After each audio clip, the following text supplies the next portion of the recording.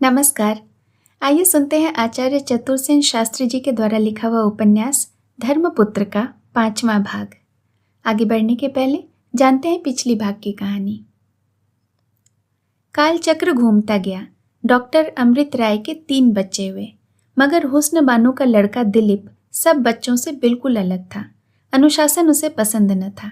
अन्य भाई बहनों को भी वह तुच्छ समझता था और उनसे अलग रहता था, परंतु उसका सच उसे पता न था। डॉक्टर दंपति ने इस राज को राज ही रखा था कि वह उनका अपना बच्चा नहीं था। बच्चे बड़े हो गए और सबों ने उच्च शिक्षा प्राप्त की। दिलीप मुसलमानों का घोर विरोधी और हिंदू संस्कृति का परम हितैषी बन गया।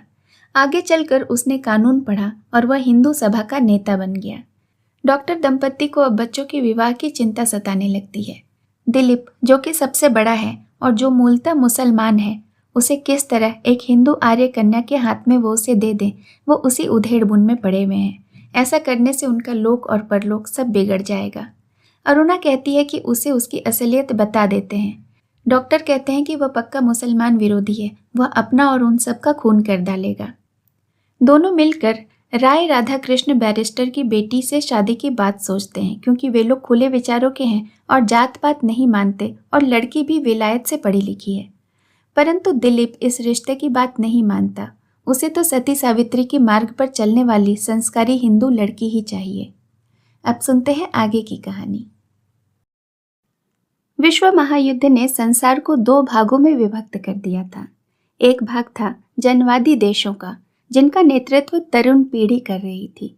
दूसरा था पूंजीवादी देशों का, जिनका नेतृत्व दकियानूसी पुराने मोटे पेट वाले कर रहे थे। जनवादी देशों का मूल मंत्र था श्रम और पूंजीवादी देशों का अर्थ। यह श्रम शास्त्र इस युग की सबसे बड़ी विरोधिनी शक्तियां बन रही थी, और यद्यपि संसार अभी तक गत विश्व युद्धों के घावों से भरपूर करा रहा था, पर उसके सिर पर तीसरा महायुद्ध मंडराता आता दिख रहा था। दुनिया के आदर्श बदल गए थे, जीवन के ध्येय बदल गए थे। विश्व सिमटकर जैसे प्रत्येक व्यक्ति की इकाई में समा गया था। जनवादी देशों के तरुण मानव प्रतिष्ठा के लिए चरम संघर्ष कर रहे थे। ऐसे तरुण जो जहां थे, सारे संसार में वैसे ही तरुणों से उनके संपर्क स्थापित हो जाते थे। राष्ट्रीयता, जातीयता और देश के दीवारों को तोड़ फोड़ कर किसी भी बाधा की आन न मानकर विश्व के तरुण मानव प्रतिष्ठा के लिए एकीभूत होते जा रहे थे। उनका संगठन विश्वव्यापी था और विश्व जैसे एकीभूत होकर उनके निकट आ रहा था। नदियों ने, पर्वतों ने, समुद्रों ने, देश की सीमा रेखाओं ने यद्यपि उन्हें पृथक कर रखा था, पर वे एक थे। साहस और निर्भीकता से जनवाद की विजय में अटल विश्वास रखकर वे तीव्रता से एक होते जा रहे थे। विश्व युद्ध में सारे संसार के नौजवानों के भाग्य का निर्णय रूस की युद्ध भूमि में हुआ था। सोवियत नौजवान यह समझते थे कि हमने फासिज्म को परास्त करके सारे संसार के मनुष्यों को गुलामी से बचा लिया है। संसार भर के तरुण सोवियत तरुणों के इस कार्य को श्रद्धा की दृष्टि से देखते थे। दुनिया के करोड़ों युवकों के हृदय में उनके नाम आग के अक्षरों की भांति धधक रहे थे। इधर आंग्ल अमेरिकन गुट दुनिया को खून की नदी में एक बार फिर डुबा देना चाहता था। अमेरिका के डॉलर शाह अब वही नारे बुलंद कर रहे थे जो कल तक जर्मन फासिस्ट लगाते थे, और अब ठीक संसार के मनुष्यों के भाग्य निर्णय का काल उपस्थित हुआ था। उनके सामने सिर्फ 2 ही मार्ग थे, वे स्वतंत्र हों या आंग्ल अमेरिकन साम्राज्यवाद के गुलाम। सोवियत संघ जनवाद के कट्टर हिमायती उत्पन्न कर रहा था। राष्ट्रीयता को वे भयानक और घृणास्पद समझते थे। सोवियत संघ तरुणों को अंतर्राष्ट्रीयता की दीक्षा दे रहा था। वह विश्व के जनवादी युवक संघों के साथ संबंध स्थापित करने के लिए उन्मुख था। सोवियत तरुण हर तरह यह उद्योग कर रहे थे कि संसार के जनवादी तरुण एक हैं और उनकी एकता फौलादी एकता है। समस्त संसार में प्रगतिशील आंदोलन पर सोवियत तरुणों के जीवन और संघर्ष का भारी प्रभाव पड़ रहा था। उनके उत्कृष्ट गुण, तल्लीनशीलता, उद्देश्यों की पवित्रता सभी देशों के तरुणों के लिए आदर्श बनती जा रही थी। उनका सहयोग और दृष्टांत सम्मुख रखकर संसार के प्रगतिशील तरुण जनवाद के प्रति सम्मान तथा साम्राज्यवाद के प्रति तीव्र घृणा करना सीख रहे थे। भारत में भी प्रत्येक शहर में ऐसे साम्यवादी दल बनते जा रहे थे। सरकार की उन पर कड़ी नजर थी। साम्यवादी होना अक्षम्य अपराध, राजद्रोह जैसी वस्तु मानी जा रही थी। परंतु संसार भर में राजद्रोह की परिपाटी ही चल गई थी और प्रगतिशील तरुण अपनी मनमानी ही करते थे। न फांसी से डरते थे, न जेल से। वास्तव में वे अब सरकार के भय की वस्तु बन चुके थे। सुशील डॉक्टर का दूसरा बेटा था और सच्चे अर्थों में सबसे बड़ा बेटा, कट्टर साम्यवादी। राजनीति और अर्थशास्त्र में एमए करके वह अब कहीं कोई नौकरी या व्यवसाय करने की अपेक्षा मजदूरों के संघ में भाषण देने, उन्हें हड़ताल के लिए उत्तेजित करने और पूंजीपतियों का विरोध प्रदर्शन करने में ही अधिक समय व्यतीत करता था। उनके संगी साथियों में अनेक तरुण और तरुणियां थीं, परंतु वह सबका नेता था। वह एक संपन्न और प्रतिष्ठित घराने का तरुण था। उच्च शिक्षा प्राप्त था, मेधावी, सहिष्णु और क्रियाशील था। उसका पतला दुबला शरीर, पतले संपुटित ओष्ठ, छोटे किंतु ज्योतिर्मय नेत्र, बढ़ा हुआ मस्तक, बिखरे हुए बाल, लापरवाही से पहने हुए कपड़े, सब मिलाकर उसके व्यक्तित्व में आकर्षण उत्पन्न कर देते थे। उसे देखते ही भान होने लगता था कि यह एक ऐसा तरुण है जिसे अपने ऊपर गहरा विश्वास हो। शिशिर कुमार की प्रवृत्ति सबसे निराली थी। वह अभी केवल 21 वर्ष का तरुण था, पर अत्यंत गंभीर, एकांत प्रिय और अल्पभाषी। वह बहुत कम बोलते हुए देखा जाता था, पर ऐसा मालूम होता था जैसे घर भर में सब कोई उससे डरते थे, यहाँ तक कि उसके पिता भी। वह कभी सारे दिन दरवाजा बंद करके अपनी कोठरी में ही पड़ा रहता, कुछ लिखता रहता, कभी कभी कविता भी करता। गांधी दर्शन उसके अध्ययन की प्रिय वस्तु थी।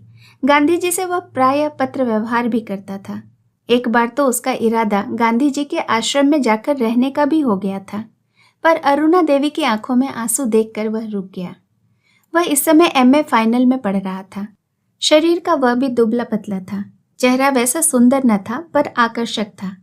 बहन करुणा से उसकी बहुत पटती थी। दोनों बहुधा बहस करते करते तीव्र हो जाते, पर फिर करुणा के हंसते ही शिशिर के होठ पर भी हास्य फैल जाता। करुणा को उसका बहुत ख्याल रहता था। वही यत्न से उसके खाने पीने का ध्यान रखती थी। शिशिर अपने में बहुत ही लापरवाह था, कपड़े लत्तों की कुछ भी परवाह न करता। उसका कमरा सदैव अस्त व्यस्त रहता, पर करुणा सदैव यत्न से उसे व्यवस्थित करती थी। शिशिर भी करुणा को बहुत प्यार करता था। जब कभी वह बाहर से आता तो करुणा के लिए कुछ न कुछ अवश्य ही लाता। बहुधा वह उपवास करता था, कभी कभी मौन भी। कभी कभी वह नमक डालकर मोटी रोटी खाता, कभी उबली हुई तरकारी, स्वास्थ्य और संयम के नाम पर। वह अपने पिता की राय से भी बढ़कर महात्मा गांधी को ही प्रमाण मानता था। डॉक्टर अमृत राय उसे गांधी बाबा कहते और हंसी उड़ाते थे, पर वह इस बात से नाराज नहीं होता था। तब डॉक्टर के अनुरोध से उसने एक बात अवश्य ही की थी कि उसने कांग्रेस में सक्रिय भाग नहीं लिया था। उसने पिता को वचन दिया था कि विद्यार्थी जीवन में वह राजनीति में नहीं पड़ेगा। राजनीति का वह विद्यार्थी था और विश्व राजनीति में वह गहरी दिलचस्पी ले रहा था। वह महायुद्ध के ज्वालाओं से धधकते हुए संसार को देख चुका था। उसका भावुक कोमल हृदय उससे प्रभावित था। और अब किस तरह राष्ट्र टूट फूट रहे थे, देश देशांतरों की रेखाएं उलट पुलट हो रही थी। भारत में समाज, धर्म, राजनीति और संस्कृति में जो क्रांतिकारी परिवर्तन हो रहे थे, वह उन्हें देख और समझ रहा था। गांधी जी के विचारों को वह मनन करता था और चुपचाप संयम और तप के जीवन को अपनाता जा रहा था।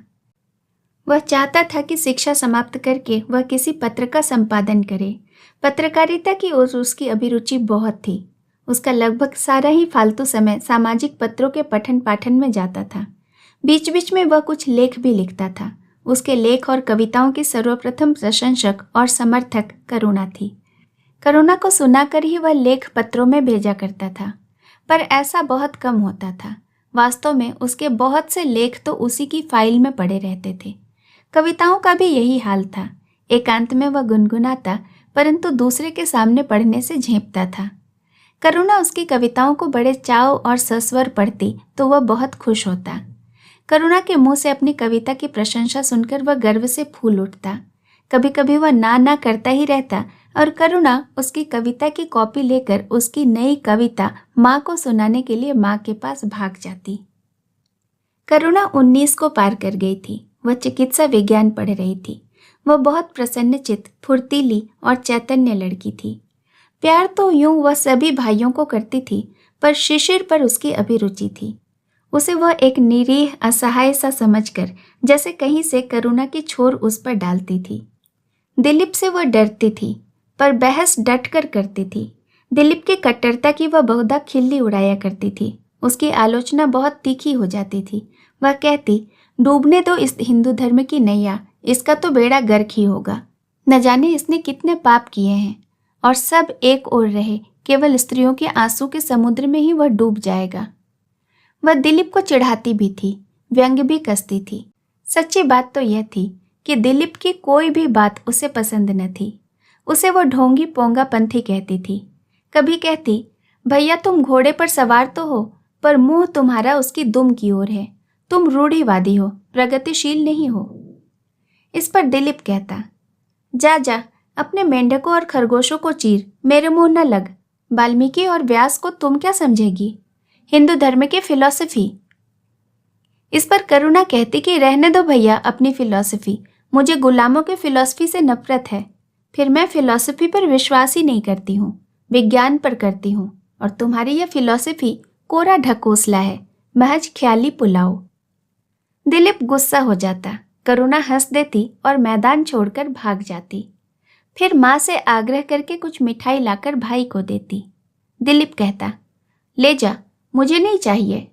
तो करुणा कहती, जरा सा खा लो भैया, बहुत कड़वा हो गया है तुम्हारा मुंह, कुछ खाने से मीठा हो जाएगा। और साथ ही उसकी मादक मुस्कान, उज्जवल दृष्टि देखकर दिलीप हंस पड़ता। बहन भाई में सुलह हो जाती थी। सुशील के साथ बहस करने में शिशिर भी बहन के दल में आ मिलता था, परंतु सुशील शीघ्र ही आवेश में आकर नाटकीय ढंग से मेज पर घूंसा मार मारकर और जोर जोर से चिल्लाकर अपने कम्युनिस्ट विचारों को प्रकट करता। बुजुर्गों को कोसता, मजदूरों के अतिरंजित चित्र खींचता, पूंजीपतियों की मिट्टी पलीत करता। उसे उत्तेजित करने में करुणा को मजा आता था। उत्तेजित होकर बहस करते करते सुशील तेजी से बाहर भाग खड़ा होता था। तब मैदान शिशिर और करुणा के हाथ में रहता। दोनों खिलखिलाकर हंसते, और फिर या तो शिशिर एक कविता सुनाता या करुणा कोई गीत गाती। बहुधा इसी समय कोई पिक्चर देखने का भी प्रोग्राम बन जाता था। यह तो मानना ही पड़ेगा कि डॉक्टर अमृत राय ने बच्चों को बहुत स्वाधीनता दे रखी थी। इसी से उनके मौलिक विचार पनप आए थे, और डॉक्टर का घर अंतर्राष्ट्रीय विचारधाराओं का एक अखाड़ा हो गया था। डॉक्टर एक शांत प्रकृति के व्यवसायी पुरुष थे। उन्हें अपने व्यवसाय से फुर्सत ही नहीं मिलती थी। फिर बच्चों की विचारधारा नैसर्गिक रूप से विकसित हो, इसमें वे बाधा देना पसंद भी नहीं करते थे। इसी से इस तरुण पीढ़ी में ये भिन्न भिन्न रंग खिले थे। फिर भी एक बात थी, सभी भाई बहन आपस में बहुत प्रेम से रहते थे। विचारों की भिन्नता ने उनके दिलों में अंतर नहीं डाला था। अरुणा देवी रात दिन एक तपस्विनी कर्मठ गृहिणी की भांति घर गृहस्थी में लगी रहती। बच्चों से वे प्यार करती, डांट डपट करना उनके स्वभाव में नहीं था। सभी बच्चे तरुण हो गए थे, समझदार हो गए थे, पर अरुणा का व्यवहार तो उनसे वैसा ही था, और सुशिक्षित तरुण बालक भी माँ की गोद में बैठकर छोटे शिशु के समान ही उनकी आज्ञाकारिता और अधीनता में प्रसन्न होते थे। इस प्रकार इस परिवार की गाड़ी आगे बढ़ते जा रही थी। यह एक नए युग का नया परिवार था, जिसका सारा ढांचा ही पुराने युग से भिन्न एक नए रूप में विकसित हुआ था। कोई एक योगी राज शहर में आए हुए थे। शहर में उनकी चर्चा खूब धूमधाम से थी।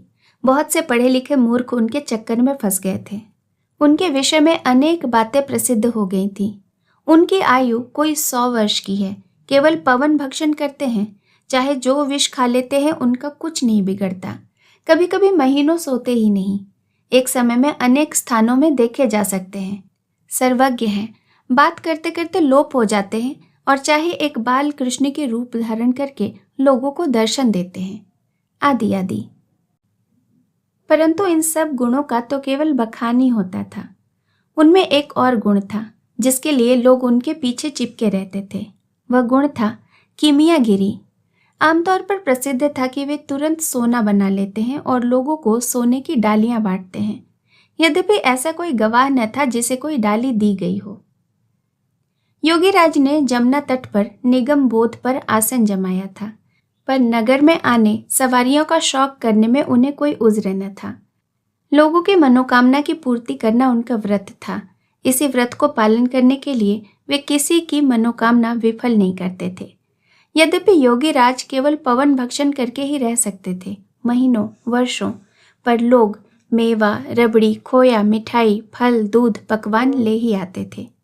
उनकी मनोकामना भी यह होती थी कि भगवान भोग लगाएं।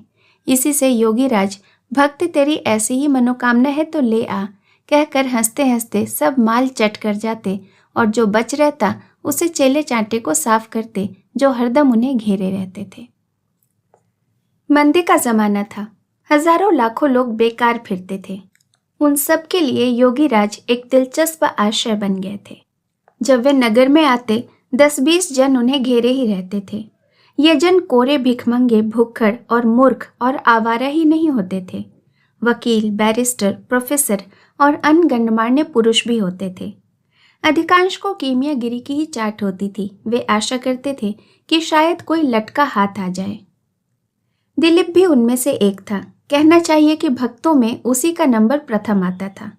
बहुत प्रथम से वह नित्य प्रातः जल्दी उठकर निगम बोध पर चला जाता, कसरत करता, स्नान पूजा करता, राष्ट्रीय संघ के दल के साथ मिलकर समाज जोड़ाता, कभी कभी मीटिंग भी होती। पर्व त्योहार पर वह स्वयंसेवक दल को लेकर जनसेवा करता। वह स्वयंसेवक दल का कप्तान था। बहुधा वह आधा दिन बीत जाने पर घाट से घर आता, परंतु अब तो वह रात भर योगी राज की सेवा में रहने लगा। इन दिनों अरुणा देवी कुछ अस्वस्थ रहती थी, काफी कमजोर हो गई थी। एक दिन अचानक प्रातःकाल दिलीप योगी राज को घर ले आया। सारे घर में धूम मच गई। योगी राज को बैठक में बिठाकर वह माँ के पास आकर बोला, माँ, योगी राज आए हैं, वे तुम्हें दृष्टि मात्र से अच्छा कर देंगे। उन्हें बुलाता हूँ, जरा ठीक ठाक होकर बैठ जाओ। उसने कमरे में इधर उधर दृष्टि डाली। अरुणा को यह सब पाखंड पसंद नहीं था। उसने कहा, उन्हें क्यों ले आया तू पागल? जा जा, कुछ खिला पिला कर विदा कर दे। यहाँ लाने का कोई काम नहीं है। काम क्यों नहीं है माँ? वे तुम्हें एक दृष्टि से चंगा कर देंगे। चल रहने दे, ऐसे पाखंडी बहुत देखे हैं। एक दृष्टि से चंगा कर देंगे। और तेरे पिता जो इतने बड़े डॉक्टर बने बैठे हैं, सो यूं ही। डॉक्टरी की बात दूसरी है माँ। योग विद्या तो चमत्कार है, चमत्कार। तो तू ही उस चमत्कार से लाभ उठा, मुझे ना बोल। नहीं माँ, 1 मिनट के लिए उन्हें देख लेने दो ना। देखो तुम अभी अभी चंगी हो जाओगी। पागल हो गया है क्या तू दिलीप? पागल ही सही, मैं उन्हें अभी ले आता हूं। तू एक ही जिद्दी है, किसी की सुनेगा थोड़े ही। जा, जो तेरे जी में आए कर। अरुणा करवट बदल कर पड़ रही। दिलीप ने करुणा को पुकार कर कहा, करुणा, तनिक यहाँ आकर माँ के पास बैठो, मैं अभी योगी राज जी को लेकर आता हूं। योगी राज ने कमरे में पदार्पण किया। आयु कोई 30 साल, काली घुंघराली बलदार लटकती लटें, सुगंधित तेल सर पर, रेशमी धोती और सिल्की कुर्ता, कैनवस का जूता, चांदी की मूठ का बेंत, आंखों में सुरमा, क्लीन शेव्ड, फूलों के गजरे से लदे हुए। दिलीप के संग सुशील भी था। करुणा पहले से ही वहां थी। योगी राज ने एक दृष्टि में अरुणा देवी को आरोग्य किया या नहीं, यह तो नहीं कहा जा सकता, परंतु अरुणा देवी ने एक ही दृष्टि में योगी राज को पहचान लिया। वे बड़ी देर तक आंखें फाड़कर योगी राज को कुछ देर देखती रही, परंतु मुंह से कुछ बोली नहीं। सुशील ने अब योगी राज को बनाना शुरू किया। वह इन पाखंडियों का प्रबल विरोधी था। पहले ही वह इनकी महिमा सुन चुका था। अब उनके यह ठाट बाट देखकर तो जैसे वह जल भुनकर खाक ही हो गया। उसने नाटकीय ढंग से महात्मा जी को अत्यंत झुककर प्रणाम किया। उसका यह ढंग देखकर करुणा मुंह फेरकर हंसने लगी। सुशील ने बड़ी शालीनता के साथ हाथ जोड़कर पूछा, कहाँ से आगमन हो रहा है महाराज? हम तो मानसरोवर से आ रहे हैं। आहा, मानसरोवर? भला हमसे जीवों को कहाँ नसीब। कितने दिन निवास रहा वहां महाराज का? कैसे कहें, कुछ हिसाब तो नहीं रखा। 150 बरस भी हो सकता है, कुछ कम अधिक भी। सुशील ने अब आश्चर्य से आंखें फाड़कर आश्चर्य और भक्ति की भावना भंगिमा दिखाते हुए कहा, धन्य है महाराज, महाराज की आयु अब क्या होगी? योगीराज हंस दिए, बोले, आयु की बात योगीराज नहीं बताते बच्चा। सुशील ने कहा, बच्चा हूं आपका, मुझे तो बता दीजिए। अच्छा अच्छा, फिर कभी पूछना, तुम्हें बता देंगे, सबके सामने कहने की बात नहीं है। जैसी आज्ञा महाराज। बालों में आप कौन सा हेयर ऑयल काम में लाते हैं? बड़ी प्यारी गंध है। हमने इधर तो 50-60 साल से बालों में तेल ही नहीं दिया है। परंतु महाराज, बाल तो तेल से एकदम तरबतर हैं। हाँ, यह रहस्य भैया तुम न समझ सकोगे। हम जब प्राणायाम कर प्राणों को ऊर्ध्व आवाहन कर ब्रह्मरंध्र में रुद्ध करते हैं तो उससे बाल स्वयं मस्तिष्क की चर्बी खींचने लगते हैं। उसी से तुम्हें हमारे बाल चिकने चिकने दिखते हैं। चमत्कार है महाराज। और इनमें जो जैस्मीन, वर्मीना, सिट्रन के एसेंसों की लपट उठ उठ कर जो बरबस नाक में घुसी आ रही है सो। योगीराज तनिक हतप्रभ हो गए। अब तक अरुणा देवी चुपचाप यह तमाशा देख रही थी। करुणा यह सब देखकर मुस्कुरा रही थी। अब एकाएक अरुणा ने कहा, ज्यादा तंग न कर सुशील। फिर योगीराज को संबोधन करके कहा, घर में तो सब कुशल है भैया, माताजी है ना? बहुत दिनों से देखा नहीं। योगीराज की बोलती बंद हो गई। वे एकटक अरुणा देवी को देखते हुए बोले, तो क्या आप? तुम्हें मैं भूल जाऊंगी भैया, गोद में मैंने ही तुम्हें खिलाया था ना, भूल गए? राय माधोदास, तुम्हारे कान कौन ऐंठता था बताओ भला? अरुणा सरल भाव से हंस दी। योगीराज ने तुरंत उठकर अरुणा देवी के चरणों को स्पर्श करके प्रणाम किया। पहचान गया दीदी, माँ तो आपको नित्य ही याद करती रहती हैं, पर आप जो वहां से आई तो फिर उधर का रुख ही नहीं किया। आपके कान खींचने को भला मैं कैसे भूल सकता हूँ? मैं भी तो आपकी नाक खींचता था। योगीराज खुलकर हंस दिए। अच्छी तो है माताजी। कहाँ, दमे की बीमारी ने खोखला कर दिया है, उम्र भी तो खिंच गई है। मकान वही है? नहीं, वो तो पिताजी ने रहन रख दिए थे, तभी बिक गया, किराए के मकान में रहते हैं। ललिता तो अब बहुत बड़ी हो गई होगी। बीए फाइनल किया है। ब्याह हुआ? कहाँ, उसी चिंता में तो माँ घुल रही हैं। खर्च का बंदोबस्त ही नहीं होता, इसी से तो यह सब पाखंड करना पड़ रहा है। भला इतना पाखंड क्यों किया, भले घर के लड़के होकर? तो ये भले घर के लड़के बिना पाखंड के थोड़े ही बस में आते हैं। दिलीप हैरान था, वह कुछ समझ नहीं पा रहा था। उसे योगीराज पर गुस्सा भी कम न था। सुशील मुस्कुरा रहा था। अब उसने और भी बनकर कहा, तो महात्मा जी, आजकल आप पवन ही भक्षण करते हैं या कुछ और भी? योगीराज ने बिना झेपे और भी बनकर कहा, नहीं बच्चा, हम तो भक्त की मनोकामना पूर्ण करने को ही सब कुछ पा लेते हैं, सबके मन की जानते हैं, घट घट व्यापक हैं हम बच्चा। सत्य वचन महाराज, तो बताइए इस समय हमारी क्या मनोकामना है? यही कि तुम हमें टोस्ट, मक्खन, चाय, दालमोट, नमकीन, मिठाई का भोग लगाना चाहते हो। सो बच्चा, शास्त्रों में लिखा है, शुभस्य शीघ्रम, अब विलंब क्यों? करुणा खिलखिलाकर हंस पड़ी। सुशील ने कहा, जा ले आ करुणा, महात्मा जी आज मनोकामना पूर्ण करने पर तुले बैठे हैं, देर करेगी तो मार खाएगी। करुणा ने हंसते हंसते कहा, लेकिन एक और बात बताइए। किंतु अरुणा देवी ने बाधा देकर कहा, पहले चाय ले आ तब पूछना। नहीं, उसके पहले ही पूछना चाहती हूँ। पूछ बहन, योगीराज ने सस्नेह मिश्रित स्वर में कहा। मैंने सुना था कि आप बालकृष्ण का रूप धारण करते हैं। बहुतों ने आपके बालकृष्ण के रूप में दर्शन भी किए हैं। सो क्या बात है भला, बताइए तो।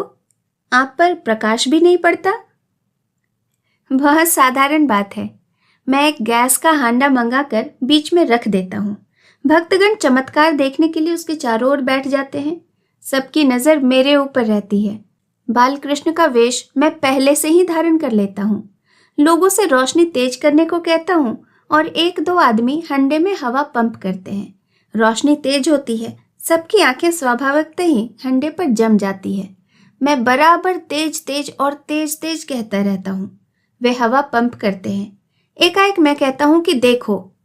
तेज प्रकाश के बाद आंखें मुझ पर उठती हैं और प्रकाश के बाद एकदम देखने से वे मुझे कुछ छोटा और अंधेरे में देखते हैं। ऐसा होना स्वाभाविक है। बस यही है चमत्कार। बड़ी चालाकी करते हैं आप, करुणा ने कहा। लेकिन ये इतनी सी बात ये पढ़े लिखे भोंदू नहीं समझ सकते। माता का संकेत पाकर करुणा चाय लेने चली गई।